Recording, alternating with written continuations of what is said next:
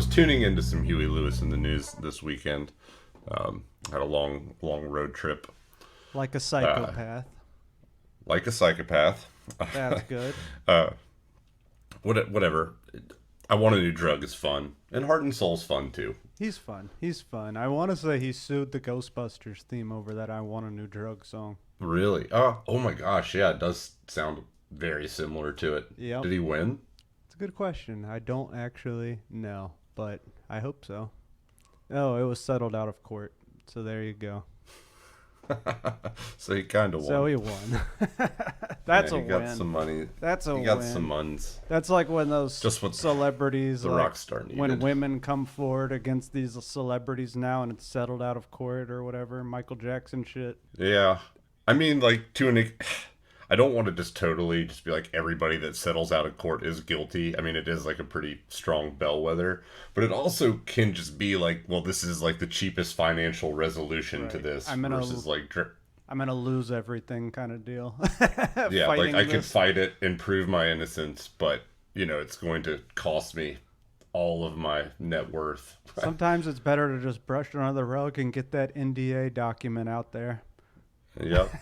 Here, sign this, please. Take cash. Sign this, and we never have to talk about this again. Yeah, but as we have both now said, it certainly means you're not totally innocent. I mean, not the best look, but if they can never talk about it, and there's that non-disclosure agreement, then yeah, I mean it's over. Yeah, not a huge Huey Lewis in the News fan, but to each their own. I mean, yeah, he's not even necessarily in my top 5 from the 80s. No, that would be Talking Heads, Pixies. Yep. Yeah. Yeah. They're gonna come up a little later. Devo. Oh yeah, don't forget about Devo. Yeah, I had to whisper that Never one. Make forget sure that about one. Devo. All right, who's number 5? As best bands of the '80s. Yeah. You're at 4. I mean, I feel if we like count Devo. It's not my favorite decade of music. There was certainly like a giant infusion of pop optimism, I guess. Cocaine. And we beat the Reds fucking in the 80s. People were jazzed about that. That was big. Cocaine was a big cocaine had thing. a lot to do with all of the what was going on. Yeah, I mean, like, isn't that really the 70s? I guess late 70s through the 80s. It's a good question. Party time. It's a good question. Definitely some good movies. I know we've done a lot of movies from the 80s for sure. Yeah, I mean, film-wise, it's like arguably my favorite decade. Kicked ass. Actually, all of my favorite movies, with maybe one exception, top 5 favorite movies, I should say, are from the 80s with maybe one exception. There you go. Yeah, I'm trying to even think of one other band I like that was like predominantly in the 80s, and I'm just struggling. I'm sure people are screaming at their stereo right now. You idiot. How could you forget fool. about this? I mean, it's certainly like not Guns N' Roses. Sorry, Guns N' Roses fans. I mean, they were definitely a huge step up from the other hair metal that was popular in like the mid to late 80s. Agreed. And like, I guess Slash is pretty cool, but like Axl's... When Guns N' Roses came out, it was like, okay, breath of fresh air a little bit. But they were still like, not as much as grunge. Grunge was like really just wiped all that shit off the map. And I honestly like kind of low-key really enjoy the start of Paradise City. I like a lot of their songs. Fuck. Yeah, I guess you're right. I mean, they're not my favorite. Even if like Sweet Child of Mine's just a string skipping exercise. Yeah, look that up, guys. Look up the Sweet Child of Mine string skipping thing. We don't have time to talk about it today because we got to get into this movie and tell you who we are in case you didn't know already. But just do Google. Do Google. This is Far Out Flicks. I'm Braden. I'm Andrew, and welcome back again this week. Finally got our fan art. I don't know if you saw that posted on the Facebook, but it kicks ass. Thank you, Caleb. And Instagram, right? And Instagram. Big shout out to Caleb. It was Thank dope. you, Caleb. We loved it. But if you haven't seen it yet, dear sweet beautiful listeners, check it out on our Facebook page or Instagram page. We think it's pretty cool, and It's got our faces. Now you can finally track us down and contact our HR department and, have us fired. I know it actually is making me like lean more and more into just going totally off the grid. Just gonna be deep in the woods. Got another David Lynch for you this week. Yeah, we love David. Dude, David Lynch is doing some weird stuff now. Have you heard of this David Lynch theater? He's got his own YouTube channel, and it is nutty, dude. I have. I have not watched any videos. Here, I'm gonna play one. I'm gonna put that to the top of the queue. So every single day, he draws a number and says what today's number is. And he also gives the weather. He just reports the weather in Los Angeles. And it is bizarre. And he is deeply, deeply on the spectrum. Some kind of spectrum of weirdness. And let me just play you today's weather report. This is today, July 25th. All right, cue it up. Cue it up for the listeners. Good morning. It's July 25, 2022, and it's a Monday. Here in LA, a cloudy morning, very still right now, 66 degrees Fahrenheit, around 19 Celsius. Today, once again, I was thinking about Question Mark and the Mysterians and the song 96 Tears from the year 1966. This afternoon it'll be going up to 81 degrees Fahrenheit. It's about 27 Celsius. And it looks like these clouds may hang around for a while till mid-morning or so, maybe a little later some places. So that's a clip. That's a clip of it. And I would say, we all get old, but he might be sharp as ever, and he's just like David Lynch default. This is his artistic statement. I mean, he's kind of become his character in Twin Peaks almost a little bit.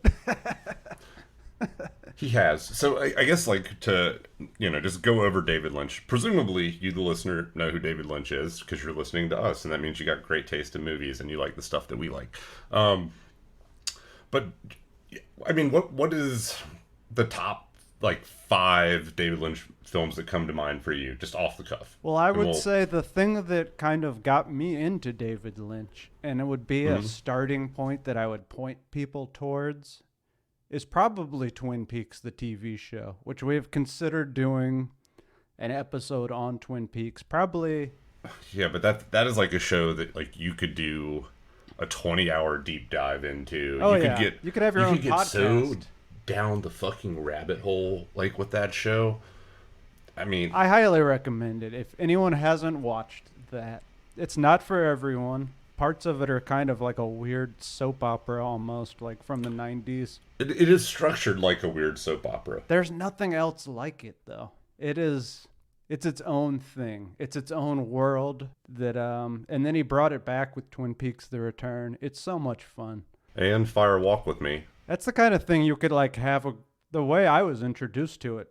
I met these super cool hipster people in my college town, and once a week they would have a big Twin Peaks watch party where they would watch 2 episodes, and it was so much fun. Yeah, I also was introduced to Twin Peaks in college and just fell in love with it. Actually, this really cool chick I used to date who was super into plaid clothing and liked all things mountainy and cool, was super insistent that I would love it.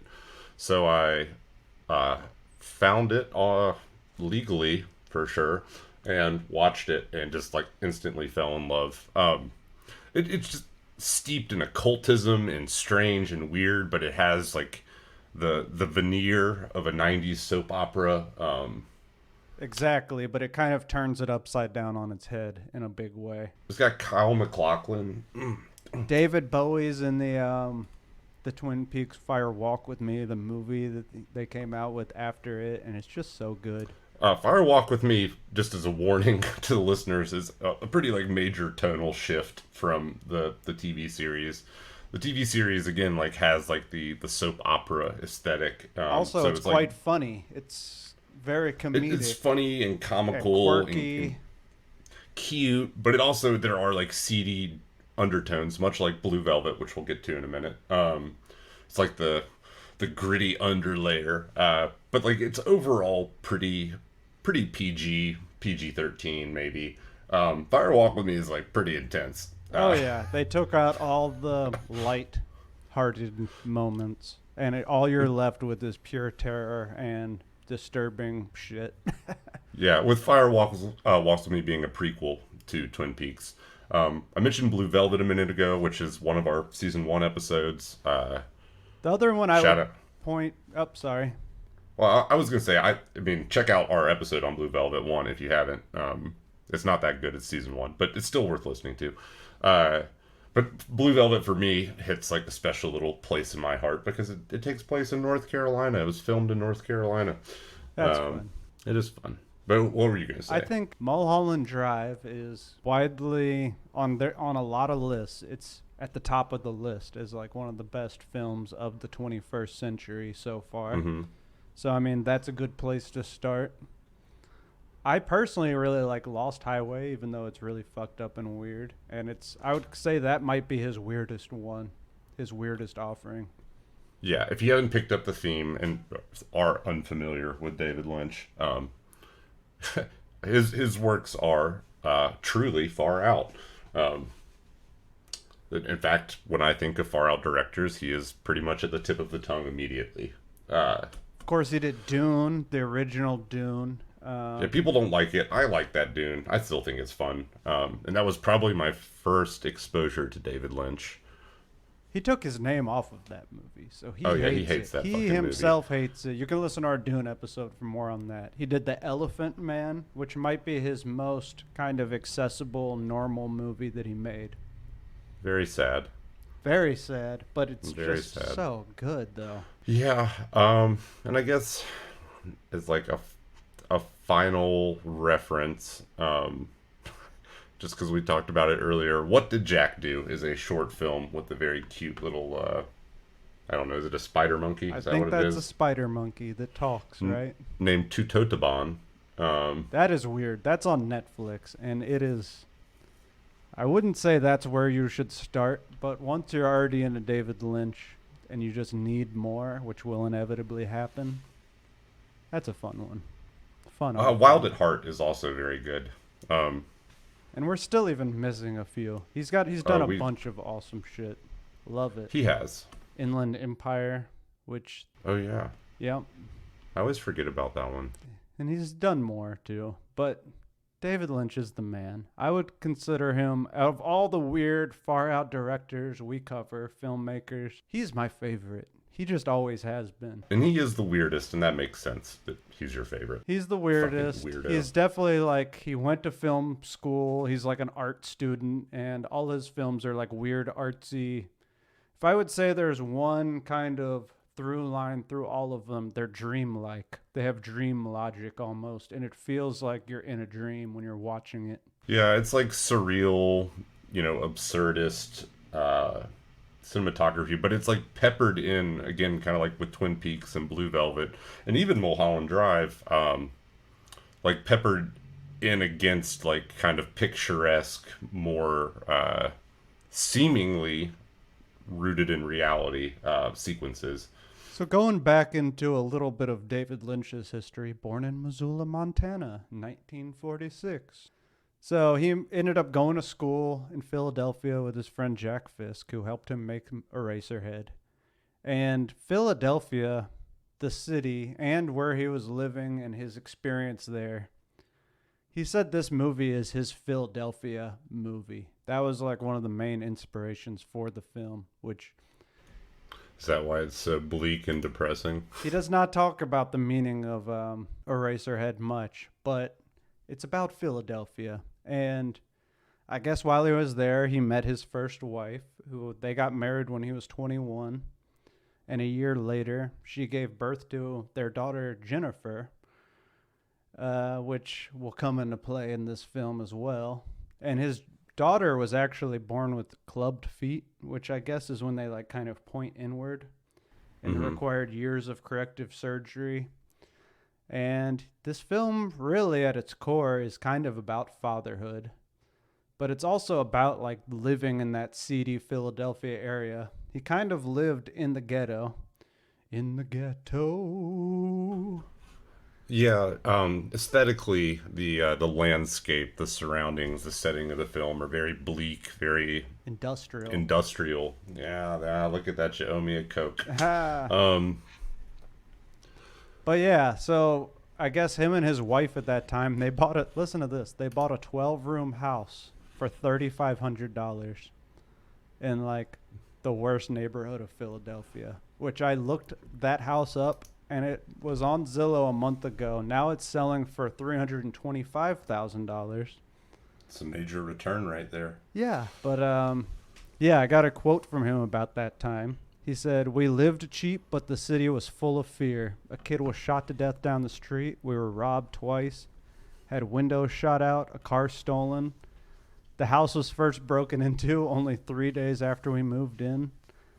The feeling was so close to extreme danger and the fear was so intense. There was violence and hate and filth, but the biggest influence in my whole life was that city." So this was a very kind of formative time in his life and in his art, ultimately. Yeah, it sucks that it sounds like a fucking nightmare, but, you know. It sounds like a horrible nightmare, which inspired this film, which is like a horrible nightmare. It is like a horrible nightmare, but in all the best ways. And I got another fun quote from him about his time in Philadelphia. He says, "I saw so many things in Philadelphia, I couldn't believe it. I saw a grown woman grab her breasts and speak like a baby, complaining that her nipples hurt. This kind of thing will set you back." That will set you back. That will set you back. David Lynch. He's a funny man. I really like the I mean, he's like intentionally cryptic all the time, right? Like that's, you know, part of his thing, part of the mystery and the allure to him. But he does pepper in like some hilarity in there, especially like with how he interacts with people. Or like the you know, some people might say he's a jerk for it, but I think him replacing that one actor with the tree in season 3 of Michael J. Anderson. Which we actually mentioned this in another episode recently. Michael J. Anderson accused David Lynch of raping his own daughter, which is just historically and factually inaccurate. No one says that except Michael J. Anderson. And he said that he's the little person who's in Twin Peaks who speaks backwards, and he's in the red room. And he basically said that he made these accusations after David Lynch would not give him the offer he wanted to come back for Twin Peaks: The Return. And the end of that story is that David Lynch was like, "I'll just replace you with a tree. Like, none of this matters," you know? And that is, he followed through with that threat and did indeed replace that character with a talking potted tree. A twiggy little Charlie Brown tree with no leaves. Yeah. Like a dead tree. Which there's a lot of things in Eraserhead, which Eraserhead was his first full-length film, by the way. A lot of things from Twin Peaks were kind of pulled directly from Eraserhead, and that tree is one of them, because there's a lot, you see that, basically that same tree over and over again in this movie. But yeah, he went to several art schools. He kind of started off in painting, and he first got his idea to start making short films because he wanted to see his paintings move. And actually, Charles, shout out to Charles, he posted a video of one of David Lynch's short films on our Facebook, which I hadn't seen before, called The Alphabet, which he already had from the very beginning. He had that kind of artsy Eraserhead aesthetic long before even Eraserhead came out. I think The Alphabet was 1968. I don't even know how to describe that, but on IMDb, its description is a woman's dark and absurdist nightmare vision comprising a continuous recitation of the alphabet and bizarre living representations of each letter. Pretty fun. And all those short films are actually on that David Lynch Theater YouTube page, which I just highly recommend checking out if you really want to see how weird and nutty this guy is. There's thousands of those videos of him just giving the day's weather and working on little projects and stuff around his house. He just seems like he would just be such a fun grandpa. Like David Lynch will be a fun grandpa. If his daughter ever has kids, she might have kids. He might already be a grandpa. I actually don't know. I don't know either, but he would be a fun grandpa. He'd be the kind of grandfather who would say like absurd, weird, cryptic shit and then refuse to explain it, and you just gotta be like, Grandpa's weird. Grandpa's weird. Grandpa's real weird. You'd probably think your grandpa was like just like crazy eccentric, and I'm using the word crazy as in very, a multiplier. Not that I have an issue with calling someone crazy. I don't. If you're crazy, you're crazy. David Lynch is crazy in the best way. He is. I'm crazy, in a slightly good way. Good enough. We all are. Mm-hmm. There's positives and negatives to my crazy. Can you make great art without a little bit of craziness? It's a good question. David Lynch, probably not. I mean, I think he would have been great at whatever he did, but he has the heart of an artist, like his shit is not, it's not about money. As you will see with Eraserhead, he just had to get this out of him. And it's a weird artistic vision. It's a strange one. He's certainly like a pioneer, even if you don't care for his works, which, I mean, again, that like kind of makes you suck. But even if you don't care for his works, I mean, he is like undeniably a pioneer for his, unique brand of artistic vision. We talked about The Cabinet of Dr. Caligari last week, and this film kind of evokes a pretty similar sensation and experience for me as that one does. It's no doubt, at least in part, because they're both black and white and, semi-surrealist, more on the end of Dr. Caligari. Eraserhead is just straight up surreal, but absurdist as well. So I think that's kind of neat.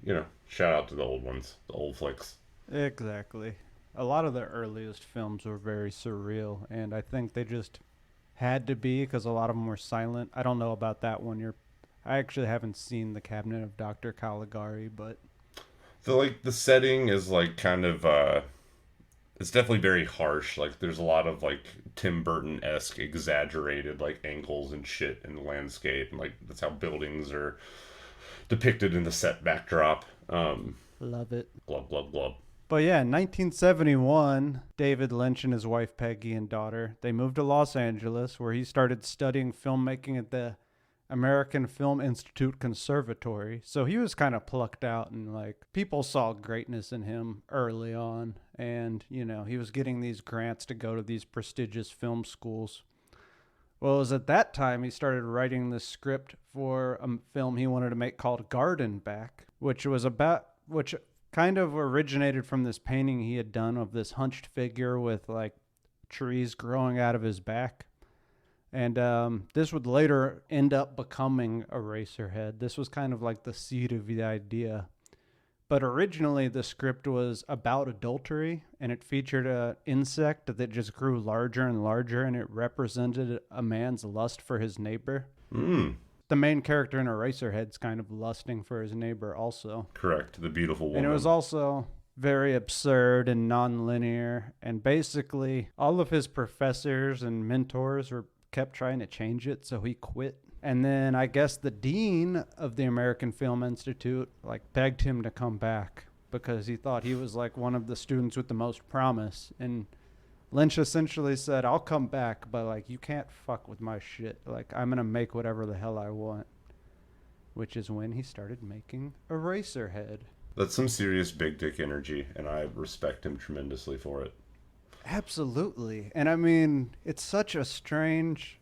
I mean, we're going to keep saying it's strange and it's weird, but it is a strange vision to be so passionate. Like, I'm making this weird ass movie.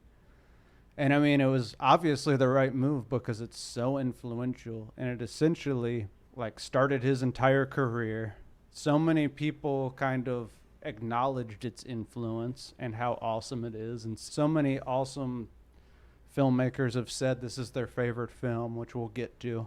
But yeah, originally he was going to make it with $10,000 with the grant that he had. It was only supposed to be like 45 minutes long, but it ended up being an hour and a half. Influenced again by Franz Kafka's The Metamorphosis and Nikolai Gogol's short story The Nose, which I have not read that one, but now I have to. Yeah, you gotta put it to the top of the book queue. Oh yeah. But yeah, he made this with his friends short story basically. Queue. Yeah. And the $10,000 grant wasn't enough to make the film, so he took up a paper route where he was delivering the Wall Street Journal at night, which earned him $48 a week. And he was able to keep production afloat with that extra $48? I guess so. I mean, the film took him 5 years to make, and it's just another one of those stories where, like, they had to stop filming while they raised more money, kind of like The Evil Dead, actually, to tear down the sets, rebuild them, essentially. 5 years. It took 5 years to make this movie, which is insane. Finally finished it in 1976. He tried to enter it to Cannes Film Festival and a bunch of other film festivals, and they all rejected it, which is, you know, that's they're kind of on the wrong side of history there. It did premiere at the Filmex Film Festival, though, correct?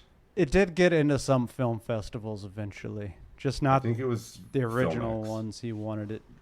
The one that kind of got him the most exposure was the Los Angeles Film Festival, where it was seen by, I almost said Roger Waters, John Waters, and Stanley Kubrick, and it kind of got around. And Kubrick loved this film, right? Yeah, he actually said that it was his favorite movie. He made the entire cast of The Shining watch it before they started filming and said that he wanted to have a similar tone in The Shining. So, I mean, you can't get higher praise than that, basically. Because I consider Kubrick to possibly be the greatest American filmmaker. Agree. He's certainly a top 2 or 3 contender without a shadow of a doubt. 100%. Mel Brooks saw the movie and offered Lynch to direct The Elephant Man, which is another great film. That might have been his next one, actually. George Lucas saw Eraserhead and offered Lynch the opportunity to direct Star Wars The Last Jedi. Imagine what that movie would have been like. That's a weird leap right there. We might have gotten some really fun aliens out of it. Oh, we 100% would have. Or maybe we would have actually seen Boba Fett get digested by the whatever that fucking pit with teeth is in Star Wars. The sandworm. Is it called the sandworm? No, but it's basically a sandworm, right? Yeah, it has a real name. So much of let us know. Star Wars is just pulled directly from Dune. Which let us know at faroutflixpodcast@gmail.com. Let us the name know. of that pit of teeth is. But Lynch ultimately declined to direct the Return of the Jedi to make Dune. H.R. Giger, who was heavily involved in the original Dune, Jodorowsky's Dune, he declared Eraserhead as the greatest movie he'd ever seen.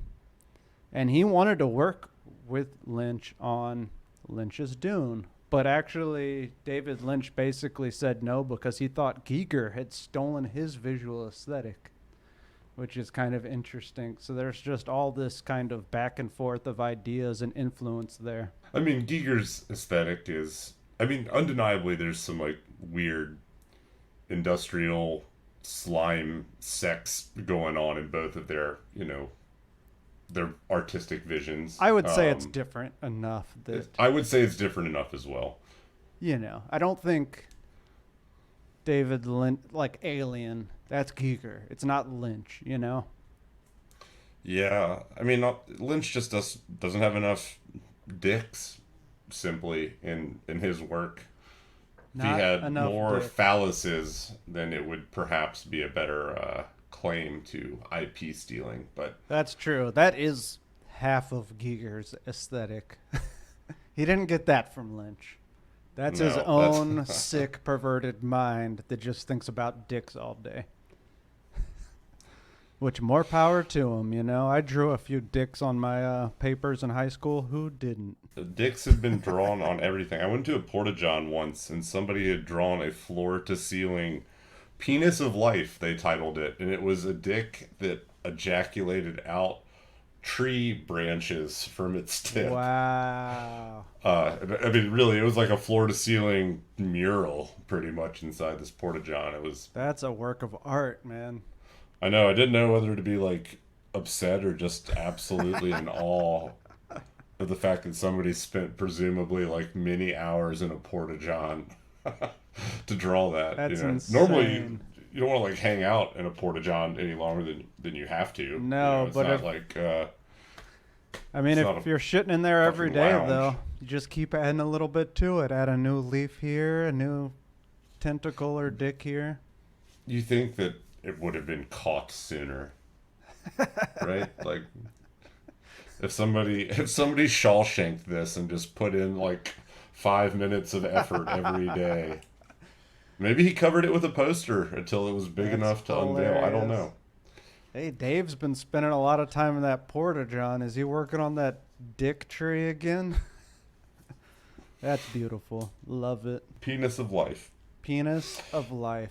I mean, technically, life does come from the penis. You know, at least animal life, most animal life, right? Yeah, I mean, you know, it's like a 2-part equation, but yeah, It's part of penis it. isn't the penis is involved.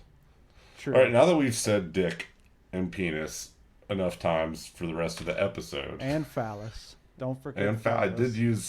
I did use phallus once, trying to class this joint up a little bit. Going back to Eraserhead. Yeah, now. going back to what we were talking about There's- before we started talking about. I don't dicks, think there's as any always. dicks in Eraserhead, but he might have snuck some in. I couldn't totally tell I you. mean, the baby's like a sperm. It is like a weird sperm thing. Yeah. But yeah, highly influential. David Lynch refuses to talk about what this film is about. To this day, he won't say how the baby was made. He won't say anything about the meaning of the film. All he has said is that it's his most spiritual film, which is a kind of a bizarre... Insight in and of itself. He regarding the baby, he's said things like, you know, just getting to his like cryptic ways, like maybe it was purchased, you know, nearby or made nearby, and then also he said maybe it was found. Maybe which it is was like- found or maybe it was born. It's weird. It's real weird. And he said when they were like doing some things with the baby, it would make people cover their eyes so they wouldn't see how it was made or like moved. But manipulated. we'll Yeah. get to the baby. I guess going into the cast, we got Jack Nance as the main character, Henry Spencer. And Jack Nance is the man. He's Pete in Twin Peaks, who's one of the funnest characters in Twin Peaks. Agreed. He's one of the cronies in Blue Velvet. He's in Wild at Heart, Lost Highway. So he's a David Lynch mainstay. Maybe even more than Kyle MacLachlan. Maybe. I think he is in more stuff than Kyle MacLachlan. But in this film, he has a giant... His hair just sticks straight up, kind of like... I don't know. Isn't there like a mad scientist or Frankenstein or someone who has that haircut? It's kind of like a Johnny Bravo haircut, but like a little bit less James Dean. It's not a you know? pompadour per se, though. It's more like Kid and Play. Remember them? Yes, I do remember Kid and Play. They have a dance. One guy had a tall, flat top haircut. Also, Kid Rock in his early days when he was like a hip hop DJ or whatever had that same Okay. haircut. I'll bite on that one. Yeah, it's just like from a distance, the shape is cut, and it's like tall, like a Johnny Bravo cut, you know, but it is more wiry, you know, kind of like curly. Interestingly enough, Looks like he got shocked. I would also call it like a David Lynch haircut. Like David Lynch's hair goes straight up and has for most of his career. He truly has a great head of hair. If you look at the behind the scenes photos from the making of Eraserhead, his hair went straight down at that time. It's real weird. It's almost like he fashioned it off after Eraserhead. It's very strange. His hair used to go straight down and be a normal haircut. I actually looked at like a youthful picture of David Lynch earlier, and it's like, God, he could have been a fucking Beatle, you know? Like, yep. It's just not the haircut I associate with him. I associate him with that hair going straight up. Yeah. For the character of Mary, who's the wife and mother, played by Charlotte Stewart, who is also in Twin Peaks. She's Bobby Briggs's mother, Betty Briggs. Okay. Yep, so she's also, both of the main characters are also in Twin Peaks. Kind of fun. And there's more Twin Peaks references throughout the whole film. It's very awesome. Twin Peaks would be referencing stuff from Eraserhead, because it was, you know. Correct. Yes. Yeah. Yes. Opposite of what I said. Whatever. Get it right. Whatever. But yeah, I mean, going into kind of the plot of this movie, as much of a plot as you could say there is. How would you describe that opening scene? It's real weird. It's Henry's head sideways. It's like floating through space or something. And then there's this guy who I guess the garden back, the original inspiration might be kind of mostly found in this opening scene. There's this guy who's almost like a god or something, and he's looking out this window, and he's got all these levers in front of him. And he's credited as the man in the planet, which is played by Jack Fisk. Who it is worth mentioning that, like, early on in the production of this film, David Lynch and Peggy actually got a divorce. And then by the end of the film, I think he had married Jack Fisk's sister. Oh. I'm trying to remember her first name, but it's always a questionable move, marrying one of your friend's sisters, you know. Yeah. It's like divorce rates are a thing, you know. Do you like really want to like fuck your friendship up? It's a good question, you know. But essentially the man on the planet, as he's referred to, he pulls this lever and like this weird alien baby thing comes out of Henry's mouth, floating in space, and it falls onto this moon almost and lands in a pool of water. The baby, as we mentioned earlier, looks like a jism. It is like a straight up little swimmer. It's not a baby as you might think of a baby. It's more like a weird worm. Calling it it's not a human baby, right? It is it's something else. It's something else. But yeah, and I guess it seems like this scene's symbolic of like conception, right? He pulls the lever, the baby's born. It like is set. Is that how that works? Is you pull a lever and the baby pops out? Maybe if you're God or like the stork or something. I don't know. It's real weird. I don't quite know what the hell's going on there. You know, I've seen this movie several times, and most of the time I'm watching it, I don't know what the hell's going on. Yeah, I'm not going to put on airs here and pretend like I have some deeper insight into this film than like, you know, what you're going to get delivered here today. I got a few theories we'll get to, but yeah, I do too. But there's nothing like groundbreaking or crazy, and ultimately the film is just so cryptic and weird, and David Lynch is so cryptic and weird that like if there is another meaning, he's definitely never going to tell us about it. Right. He'll go to the grave with whatever his vision and thoughts were on this. He's never told anyone what it means, but I mean, there's some kind of surface themes going on. But yeah, he kind of... Then next we see Henry, Jack Nance's character, kind of walking through this industrial, rundown landscape.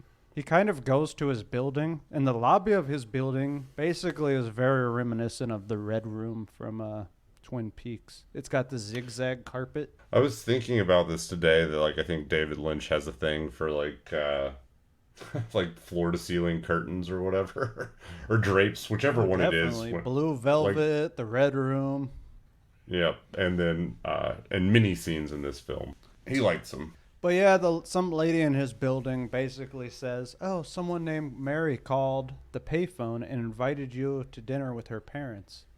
Well, he goes to Mary's house, and Mary and her parents are all very creepy and weird. There's like a dog with puppies. The dad says they're going to have chicken for dinner. Weird little man-made ones that are new and tiny. Yes, alluding to the future we now live in, but the inverse, right? Like, as opposed to making them as big tittied as possible, for whatever reason, they decided making fist-sized chickens was the way to go. Very strange. Yeah, now they're basically just tits with eyes. Yeah. I'm afraid to, like, part of me is intensely curious, like, about the fast food processing meat plants or whatever, and then part of me just doesn't even want to know. Like, I think it is the stuff of, like, David Lynch style nightmares. Or David Cronenberg. Yes, we're truly living to see man-made horrors beyond our comprehension. Yeah, it is body hard, dude. That's a Lovecraft quote, by the way. Nice. Dropping that in on you. Oh, I watched a nice H.P. Lovecraft documentary on Amazon Prime this week, which was fun. Ooh, that guy's we'll have to circle back on that. We'll have to come back to some more Lovecraft. I've had some Lovecraft ideas recently. Oh, great. I'm 100% down to clown. Not like being, like whatever he was sexually kind of ideas, like Lovecraft movie ideas. Or all of his racist shit. No, not that either. No, not that either. I mean films based He was a horrible off person. I think that's fair. Highly creative and influential, but kind of... He is like...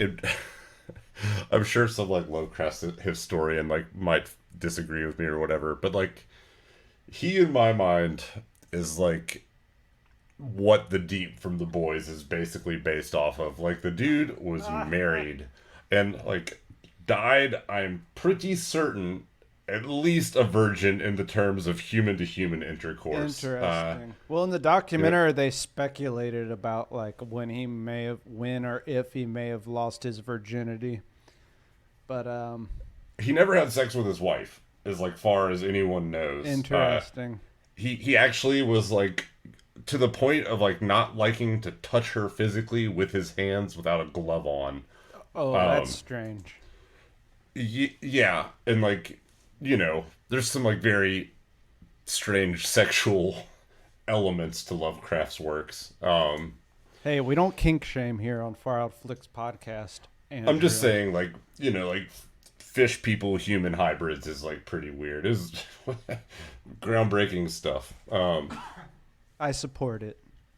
Yeah, I mean, obviously we support it, but I'm just saying I think he wanted to fuck like an octopus, and that's why he didn't bang his wife. I don't know. I mean, they suck good dick, apparently. They have beaks. There's nothing good about that. De-beaking is a thing. Why are we having this conversation again, Andrew? I know that de-beaking is a thing, but that's... I didn't know. When did this become what our podcast is about? From like episode 2 onwards. That's true. It's always been a thing. That's why I don't know why we're hating on him when we share that in common. We are fictional characters, right? Like, this is a historical person we're talking about. Valid. Yes. Valid. But yeah. We don't really exist. We can be whatever we want, That's true. And that's Dude, what I want to be. History books about him. Valid. But we're not kink shaming. If you want to fuck that octopus, go nuts, man. Do it. Are they smart enough to consent? Create that hybrid. I mean, They their are very brains are intelligent. huge, right? They know how to They have 3 open brains. jars. 3 brains. If they know how to open a jar, they know how to give a mean hand job. They can open jars. I have watched them do that. That's fun to get to their morsels. Very good. But yeah. Anyways, enough octopus. Back to Eraserhead. The mom pulls Henry aside and she says, "Did you and Mary have sexual intercourse?" And he doesn't want to answer. He says, "That's private." She says he'll be in very bad trouble if he doesn't cooperate. And then she like starts making out with his neck. Dude, she sucks on his neck really hard. There's a lot of noises she's making that kind of got under my skin a little bit. This whole film. film. It's like my whole adolescent childhood, I always like had the fantasy that like one of my girlfriend's hot moms was going to come on to me. Like, not really, but that's like a fun. It's rape, to be clear. It is statutory rape. But as a teenage boy, that was a fun thought, at least hypothetically. Yes, of course. To live out Stacy's mom. But in reality, it's more like what happens in Eraserhead, where it's deeply like uncomfortable, I think. And like presumably predatory to some extent. She's threatening this boy with big trouble, and then chooses to capitalize. Very something on his neck. highly strange. Highly strange. But then, yeah, she informs him there's a baby at the hospital. Mary comes into the scene and says, we're still not sure that it's a baby. And the mom says it's premature, but it's a baby. It's just premature. I'm gonna have to disagree with her on this one. Also, I mean, like, if you're on the fence about like whether or not abortion should be a sanctified human right, watch Eraserhead. Might change your mind about some things if you're kind of like leaning towards the anti-abortion end of things. Like, if somebody told me I was pregnant with that, I would want it out of me immediately. Yeah, I'd probably just kill myself if I couldn't.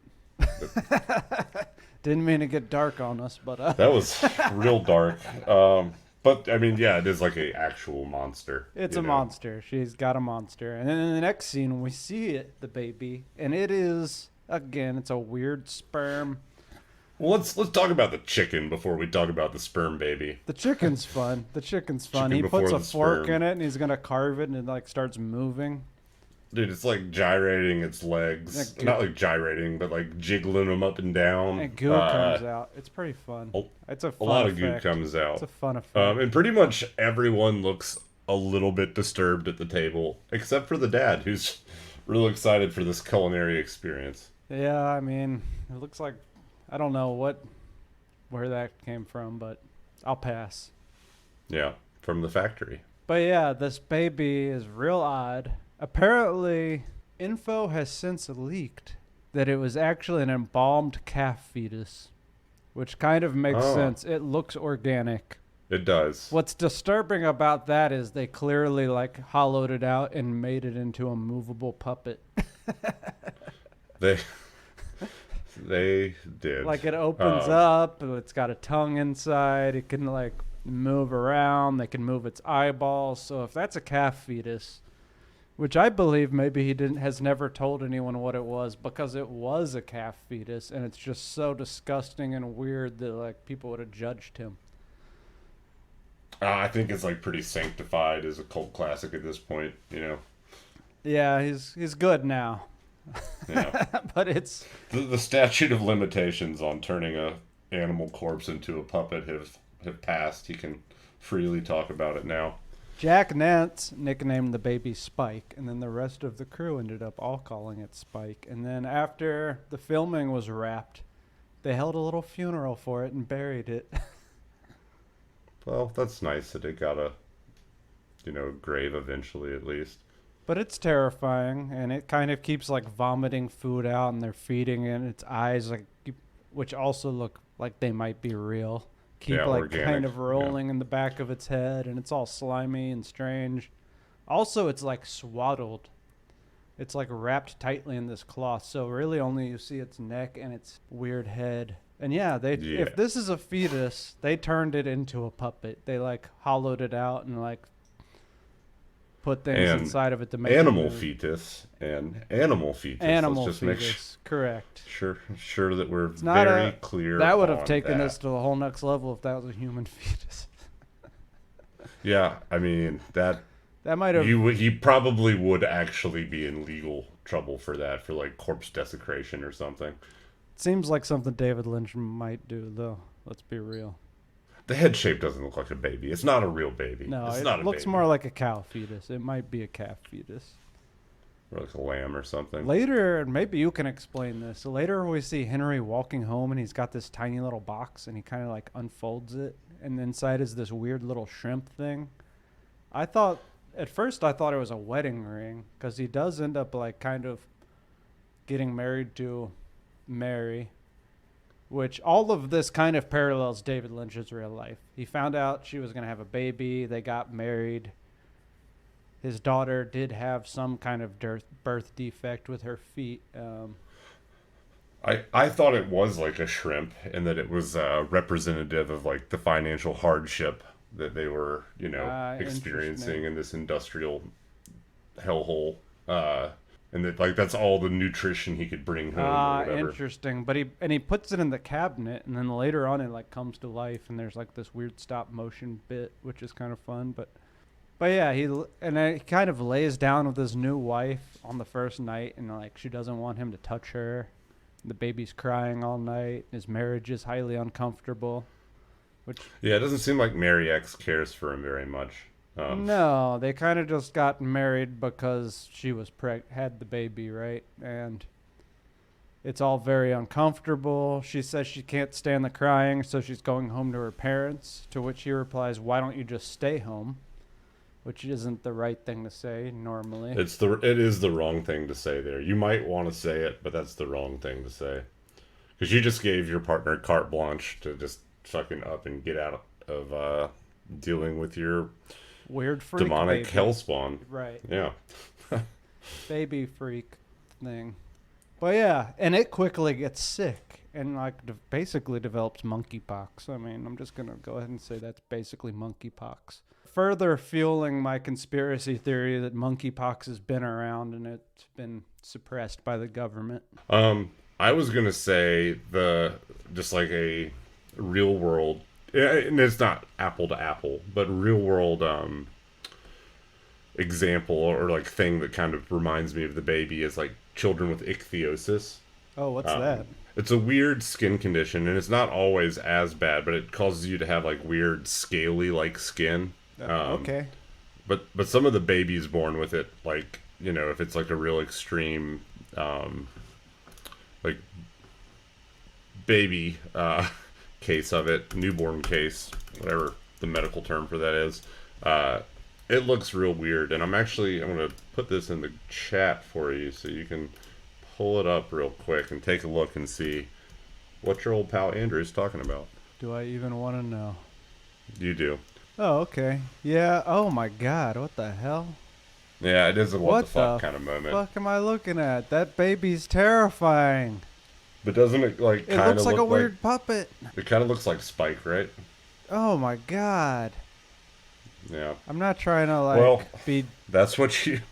It was my turn to fucking launch something horrible towards your eyeballs. You've afflicted me with enough pain recently. That is weird. I don't mean to be rude, but the little. No, I mean it's a very unfortunate skin condition.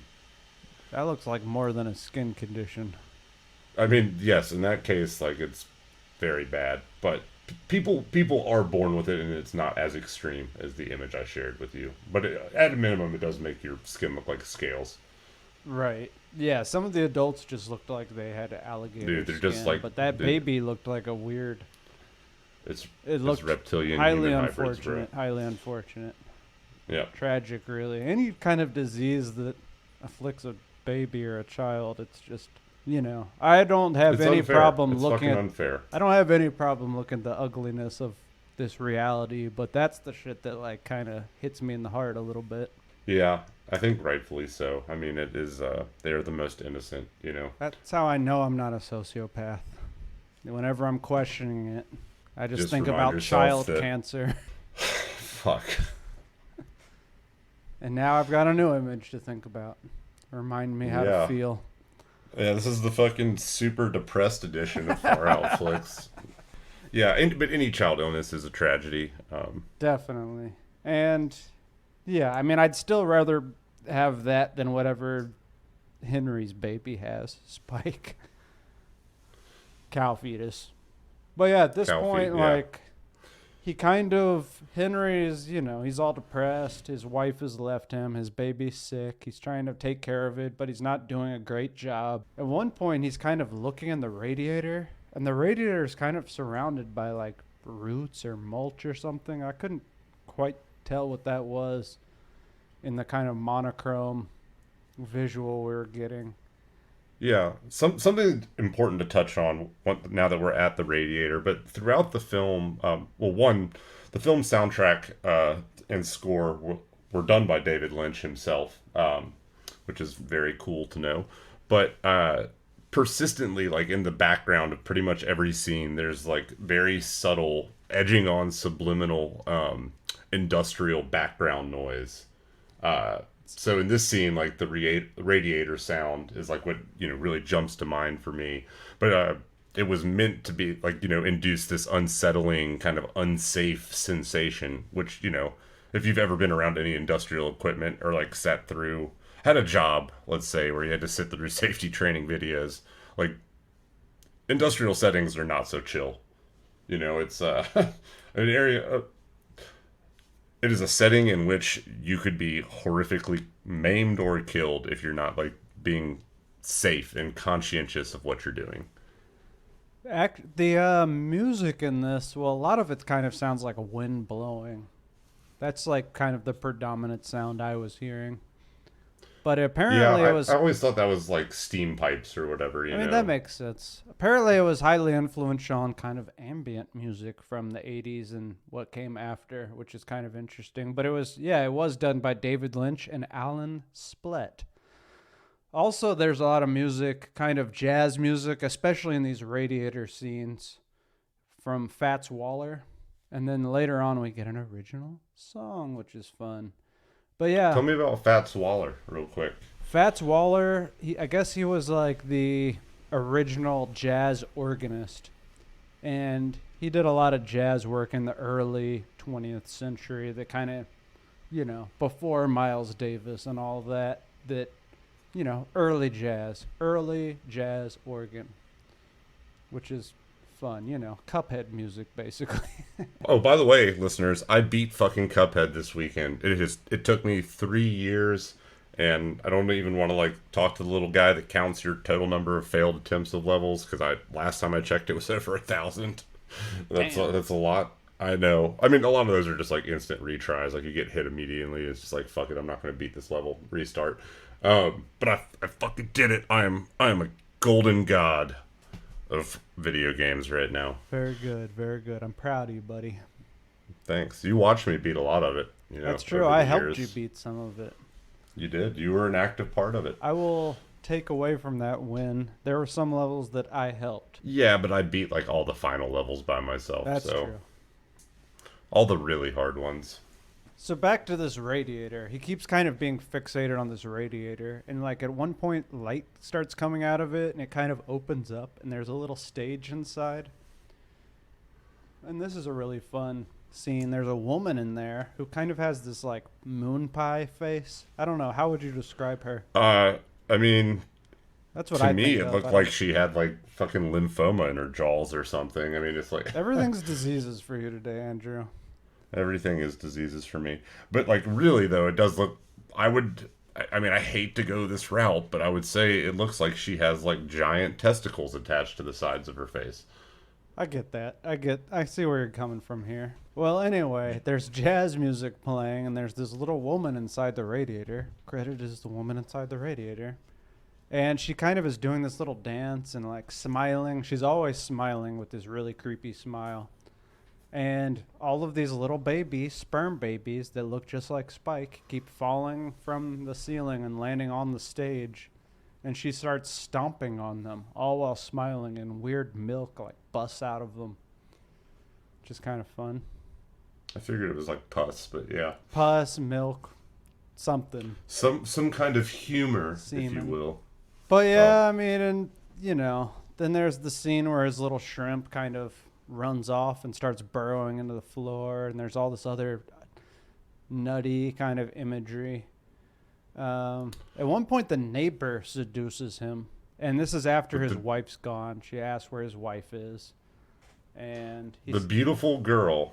Who Andrew I'm just always... gonna say it. I don't think she's that beautiful. Thank you for your humble opinion of a woman's looks, Andrew. I mean, I don't even know what to say, man. I feel like you're kind of like taken away from me right now. I'm shitting on you right now. I guess you thought she was like super hot or something. I mean, beauty's in the eye of the beholder, right? But I feel like if you're going to be called beautiful, You know, I it get should it. be like I get a it. very objective beauty, I mean, you know. there's something creepy about her. I mean, She it's looks like a Eraserhead. fucking Okay. Sure. I'm not saying she's beautiful. I'm not saying that. But she is credited as beautiful That's true. woman or beautiful girl across the hall. Well, he essentially has an affair with her, and you know, she comes into his apartment. The baby's crying. He covers its mouth with his hand. Is it an affair if your partner has abandoned you and your newborn, in quote out quote? It was a break.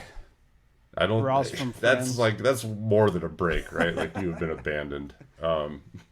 They start having. You and your screaming child have been abandoned. They basically start having sex, and the bed becomes like this weird hot tub full of like milk, basically, and it's very strange.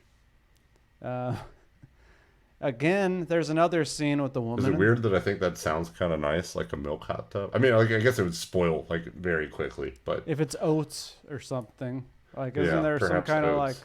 you know, maybe something that like has a nice fragrance and is good for the skin? I don't know. yeah, I've never been that fancy to where I had an oat bath. not even like if you got poison ivy or not poison ivy, chicken pox. I don't know. I had that very young. I don't remember. Yeah, Thankfully, I had it very young.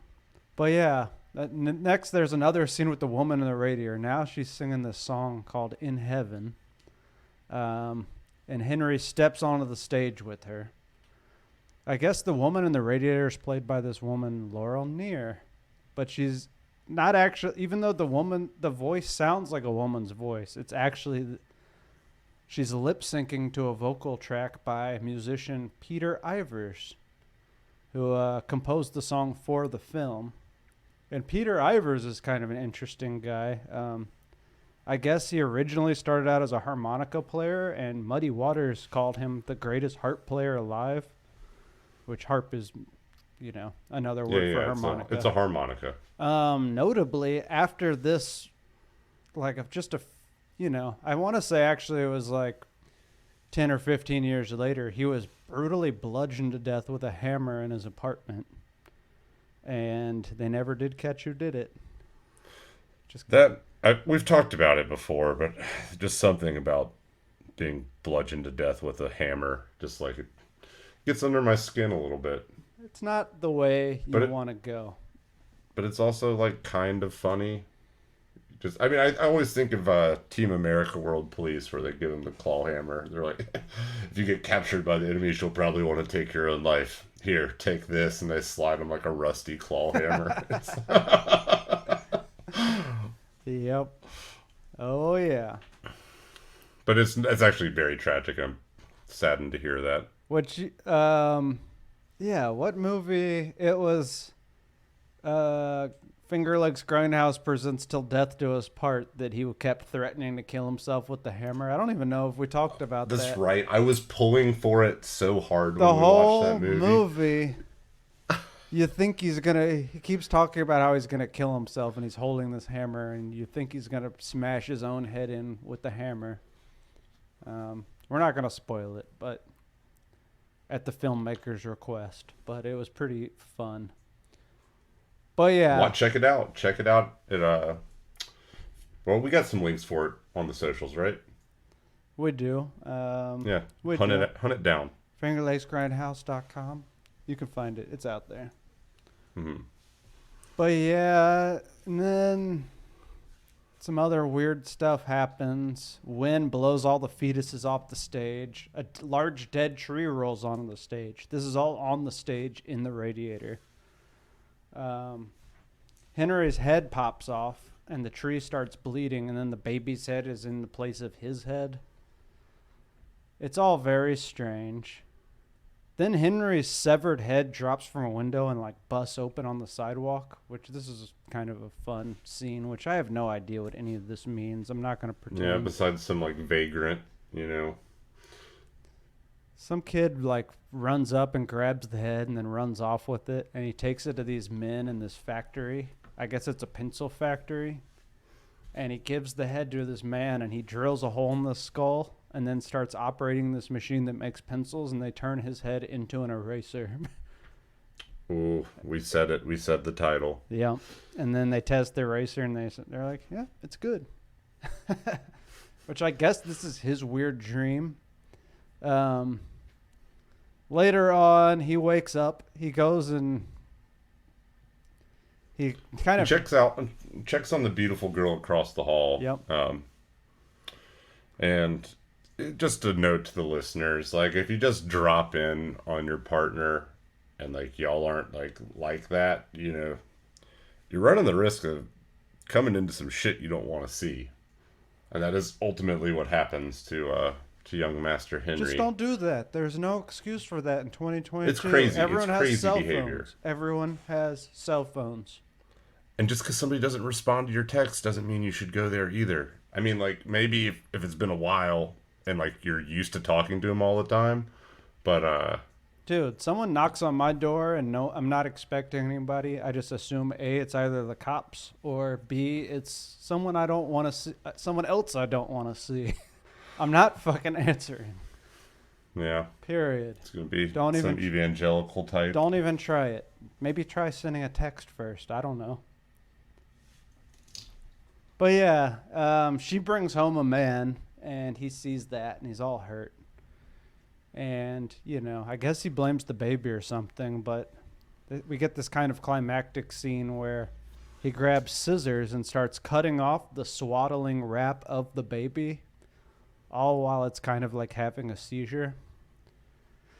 We find out that wrap that it's wrapped in, I don't know, this is my interpretation, but it seemed like it wasn't wrapped in that. Like, that was like part of its biological being, because when he cuts that off, the baby just splits open like something out of Alien.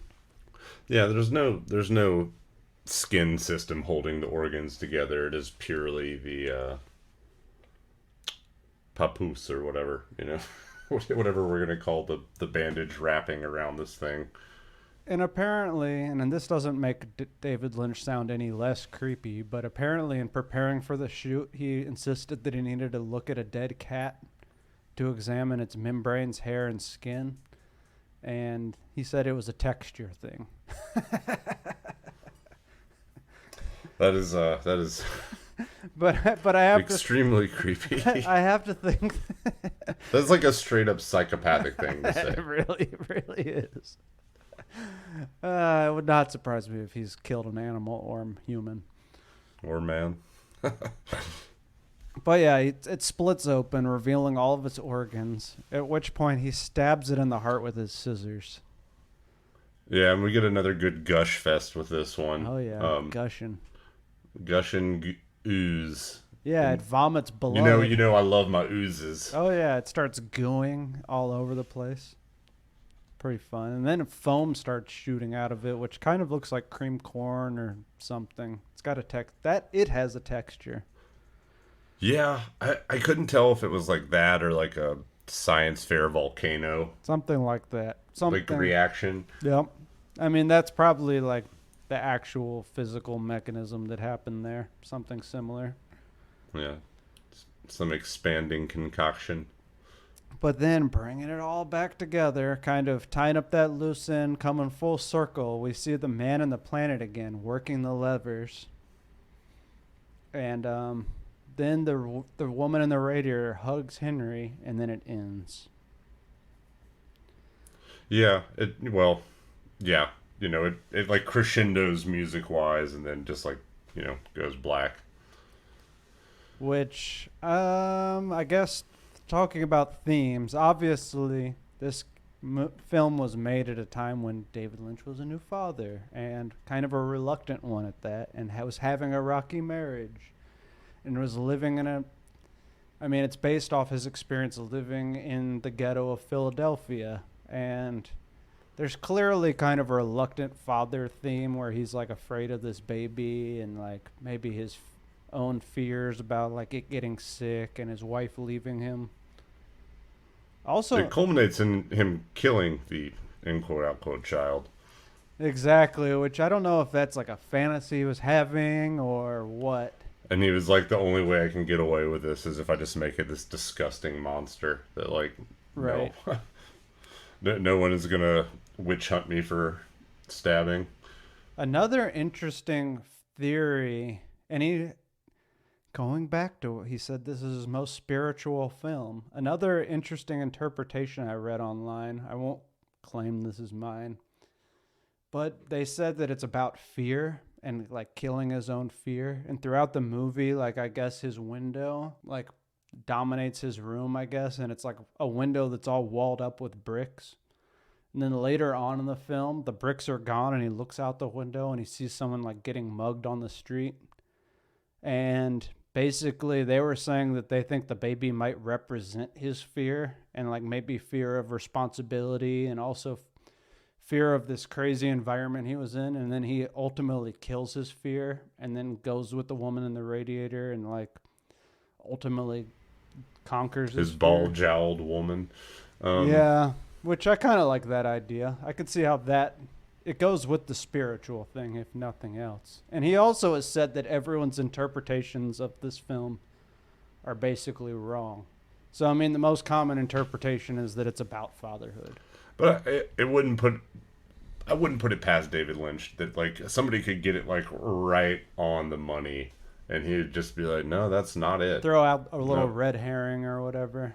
Yeah. Throw him off the scent. That song "In Heaven" is really interesting. Maybe we'll even close out the podcast with that song "In Heaven." But the Pixies regularly would cover that song at their shows, which is fun. Bringing it back full circle to our 80s music we were talking about at the beginning. Fuck, I love the Pixies. There's nothing quite like them. I actually knew a girl in high school who had a vanity license plate that was Pixies because she loved them so much. They're one of the greatest bands of all time. And one of the most influential bands of all time. You wouldn't have Nirvana without them. You wouldn't have I would probably venture to speculate you wouldn't have a lot of the alternative rock of the 90s without them. I would agree 100% with that. I don't love Nirvana as much as many people do. So that's not like the example I would have jumped to, but it is probably the biggest grunge, band of all time. But would they have been if Kurt Cobain didn't, meet his horrible end? That's a good question. I don't. Oh, you mean if Nirvana had kept making music, or if Nirvana hadn't put them up on a pedestal? Do you think they would be remembered in the same pantheon of greats had they kept making music? Nirvana? Yeah. Interesting. I think they would have. I mean, I think Nirvana's great. Love Nirvana. I know. Everybody does. I'm just a curmudgeon. I get it. I mean, I would arguably say I like the Pixies even more. But I mean, you can't listen to Nirvana's Unplugged or some of their music and be like, this isn't a supreme talent, They're awesome. Yeah, I just think that Kurt Cobain was obviously a very troubled person, but I'd read some excerpts from his diary at one point, and it was some pretty troubling content in there. Yeah, won't go into any details. We're not in the business of spoiling books. I mean, here, we have plenty of troubling content in this podcast, so I don't judge too hard. Yeah, but he almost fucked a mentally disabled woman. Oh yeah, no, he tried. He was going to do it.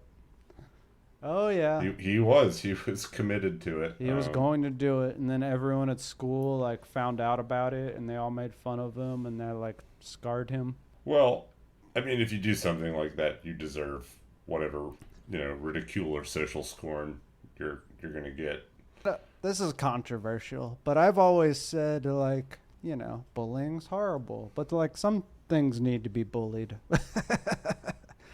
Sometimes it's if you pick your nose in public, maybe, that is just, it's not a socially normal thing, and that's how you find out. You get picked on a little bit.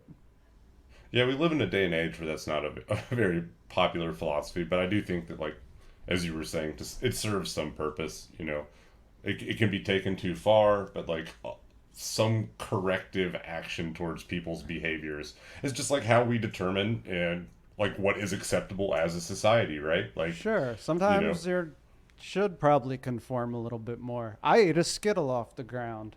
Was bullied for it. Did I learn to not eat Skittles off the ground? Yes. I eat stuff off the ground all the time. But I ate worms. I was literally that kid. No you were the shame. worm eater? You were ate- the Dale Gribble? At least I wasn't the kid who like smeared shit on the bathroom walls. I wasn't. I didn't go that that's far. worse. Or like took a dump in the urinal. That was a popular one. That is a popular one. I wasn't, and I mean, I'm not saying that kid should be bullied. Maybe he has a troubled home life or whatever. I think Yeah. of The Sopranos when I think about that. But yeah, I mean, when his father died and then he shits in the school locker room or whatever. Yeah, I mean, like, But yeah, there are always circumstances that,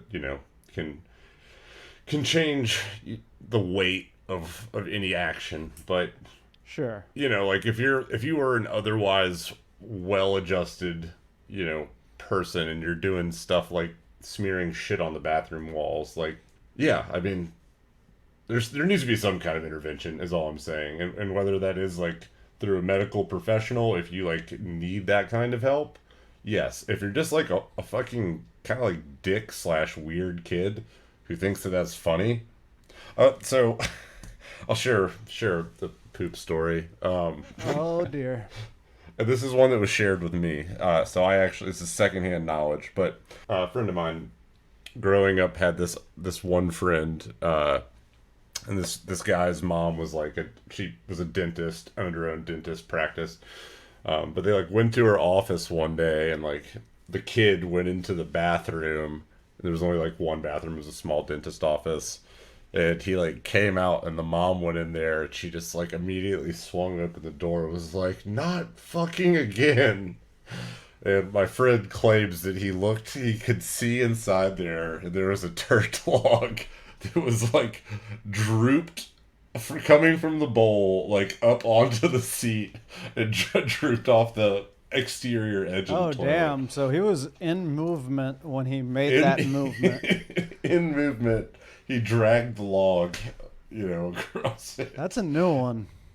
And like this kid was like otherwise pretty normal and popular or whatever. That's an artistic statement. Apparently this is something that he had done many times. And like, look, do I think an upper decker's kind of funny? I mean, if the person's an asshole, maybe a little bit. But that's a whole other thing, right? Like that I mean, it makes the movement. It makes you it's wonder. either movement or manipulation after the fact. It makes you wonder how many of these poopers are just like living in society. Like we work with them, we know them. You would never know. Did you ever see the Reddit thread? It was old, but it's like a famous one, the poop knife one. No, please share. Please share with the listeners. So some Reddit user, I guess like the thread was like, what was something weird that your family did that you thought was normal until like later on in life? And this one user details how his whole family had a poop knife they kept in the bathroom, and they would use it to cut the logs of poop to flush. Well, how else do you know if you're healthy or not? I mean, look, there is definitely some medical value to keeping track of that kind of thing. But a poop knife is pretty strange. That's strange. And like apparently the Reddit user like asked for the poop knife at somebody else's house when they were like a teenager. Where's the poop knife? Where do you guys keep your poop knife Maybe at? they had a terrible septic system. I don't know. Maybe there was some function, utility. Unlikely. Or they just, as a family, took really big shits. I don't know. It could have totally not been the septic system's fault. They just had giant poops.